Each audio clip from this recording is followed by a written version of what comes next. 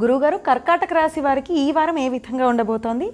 కర్కాటక రాశి వారికి ఎప్పటిలాగానే శుక్రుడు కేతువు యోగిస్తున్నారు. అంటే రెండు గ్రహాలే అనుకూలిస్తున్నాయమ్మా. అష్టమంలో శుక్రుడు, తృతీయంలో కేతువు. ఆర్థిక పరంగా శ్రేష్టమైనటువంటి ఫలితాలు ఉంటాయి. మంచి కాలం నడుస్తోంది. ఎంత కష్టపడితే అంత తగినంత ప్రతిఫలం ఉంటుంది. ప్రయత్నాన్ని అనుసరించి విజయం ఉంటుంది. ఓర్పుతో పనిచేసి మీ బాధ్యతలను మీరు నిర్వర్తించడం మంచిది. అప్పుడే విఘ్నాలు తొలగి అనుకున్నది సిద్ధిస్తుంది. దైవానుగ్రహంతో ముఖ్యమైన పనుల ఆపదలు తొలగుతాయి. ఉద్యోగంలో సకాలంలో పనులు ప్రారంభించి కార్యసిద్ధిని సాధించండి. ప్రతి విషయంలోనూ తెలివిగా వ్యవహరించండి.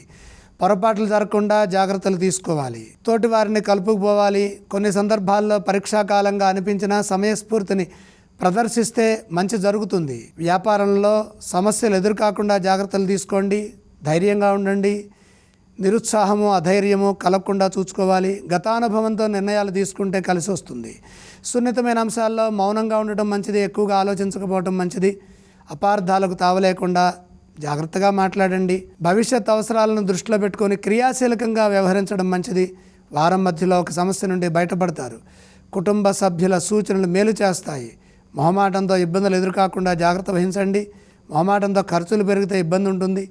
రుణ సమస్యలు రాకుండా తగు జాగ్రత్తలు తీసుకోవాలి. మీ ధైర్యం మిమ్మల్ని కాపాడుతుంది. గురుగారు, కర్కాటక రాశి వారు ఏ స్తోత్రాలు పఠిస్తే శుభ ఫలితాలు కలుగుతాయో తెలియజేస్తారా?